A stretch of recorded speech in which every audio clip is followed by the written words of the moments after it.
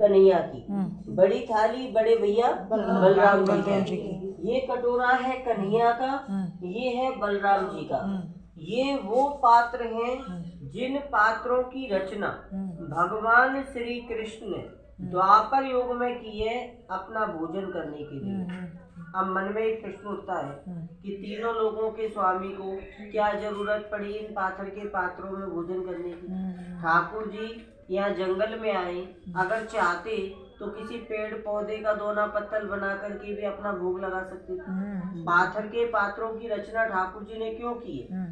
ठाकुर जी की हर लीला में अपने भक्तों का कल्याण निहित होता है, इसीलिए भगवान को भक्त वत्सल कहा जाता है। भगवान कृष्ण को चिंता हुई है अपने भक्तों की, अपने मन में विचार कर रहे हैं कन्हैया कि दुनियादारी की नजर में जब मैं इस भूमंडल को छोड़ के अपने गोलोक धाम चला जाऊंगा तो मेरे जो भक्त हैं वो कभी घबराए नहीं। मेरे भक्त कभी ये ना सोचें कि अब उनका कन्हैया उनके साथ नहीं है। तो अपने भक्तों की चिंता को दूर करने के लिए, मिटाने के लिए भक्त वत्सल भगवान योगीराज श्री कृष्ण ने निश्चय किया है कि मेरी भक्त मंडली आप चिंता मत करो। दुनियादारी की नजर में बेशक चला जाऊं मैं इस भूमंडल को छोड़ के, आप चिंता मत करना, मेरी दिव्य लीलाओं का दर्शन लाभ मेरी भक्त मंडली आपको मिलता रहेगा।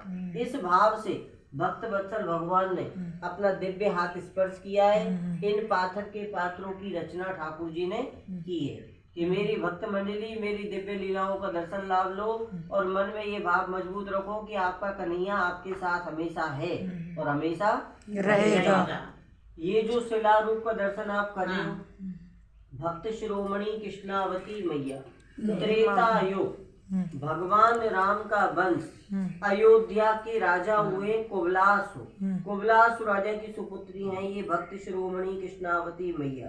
कृष्णावती मैया ने त्रेता युग में भगवान विष्णु की आराधना करी है, एकादशी का व्रत धारण किया है और अपने लिए वरदान ये मांगा है भगवान से कि हे सृष्टि के पालन करता भगवान विष्णु, अगर आप प्रसन्न हो मेरे भक्ति भाव के ऊपर तो ऐसा वरदान दो ठाकुर जी कि आपके बाल स्वरूप में दर्शन मिले। मैं बनूं पत्थर की शिला और आप बाल स्वरूप में मेरे ऊपर विराजमान होकर के भोजन करो। आपके मुखार बिंद से जो झूठन गिरेगी मेरे ऊपर, मेरा कल्याण, मेरी मुक्ति, मेरा उद्धार उसी में होगा। भगवान कह रहे हैं कि माता रानी मैं आपके भक्ति भाव की वंदना करता हूँ। आपका भक्ति भाव बहुत सच्चा है, बहुत ऊंचा है। मैंने आपको ये वरदान दिया तथास्तु, लेकिन माता रानी मुझे दुख है कि त्रेता युग में मैं आपकी ये मनोकामना पूरी नहीं कर पाऊंगा। क्यों? क्योंकि माता रानी विधि के विधान के अनुसार त्रेता युग में मुझे मर्यादा के बंधन में बंधा रहना है भगवान श्री राम के रूप में। माता रानी त्रेता युग में तो आप मेरे वैकुंठ धाम में निवास करो और इंतजार करो द्वापर युग का।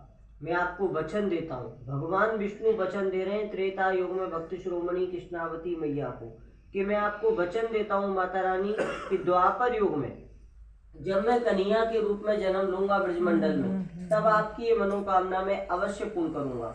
हे भक्त शिरोमणि कृष्णावती मैया, आप काम वन धाम में इंद्रसेन पर्वत पे भोजन स्थली नाम की शिला के रूप में आप विराजमान होंगी और मैं नंद गांव से आऊंगा। बड़े भैया बलराम अपनी मित्र मंडली के साथ गैया चरामता हुआ आपकी मनोकामना पूर्ण करने हेतु। तो छोटे से कन्हैया बाल गोपाल नंद गांव से पैदल पैदल आए ठाकुर जी इस पावन भूमि पर गैया चरामते हुए, किस लिए? भक्त शिरोमणि कृष्णावती मैया के सच्चे, बहुत सच्चे भक्ति भाव को नमन करने के लिए। बोलिए भक्त वत्सल भगवान की जय। सागर के बारे में बताओ। महाराज यहाँ विराजमान हुए कृष्ण बलराम। ये देखो दूध की धारा, ये व्हाइट कलर की धारा दिख रही है ना, ये दूध की धारा। ऊपर दूध कटोरे का दर्शन है, नीचे भगवान ने भोजन किया है। ऊपर ठाकुर जी अपने सखाओं से छिपके, अपने सखाओं से तो कहिए कि मैं शयन करने जा रहा हूँ, और ऊपर क्या कर रहे हैं? दूध पी रहे। तो छीना झपटी हुई है ठाकुर जी और ठाकुर जी के सखाओं के बीच में। सखा कह रहे कन्हैया सगरे दूध तो तू ही पी जाएगा, अरे थोड़ा सा दूध लाला हमें भी पिला दे। तो छीना झपटी में ठाकुर जी के श्री हाथ से ये दूध छलका है। ये जो दूध की धारा आप देख रहे हो, ये दूध की धारा सीधे गई है इस पावन सरोवर में। इस पावन सरोवर का नाम है क्षीर सागर। वो कहते हैं ना कि दूध और पानी अगर मिल जाए तो बन जाता है खीर प्रसाद, और खीर को संस्कृत में कहते हैं खीर। तो वो ये क्षीर सागर सरोवर खीर तो वहाँ है। क्षीर सागर महाराज की को डाला है। चलो आओ, दूध कटोरे के दर्शन कराओ। क्षीर। चलिए ऊपर इधर से आप दूध कटोरे जय भगवान। इधर से ना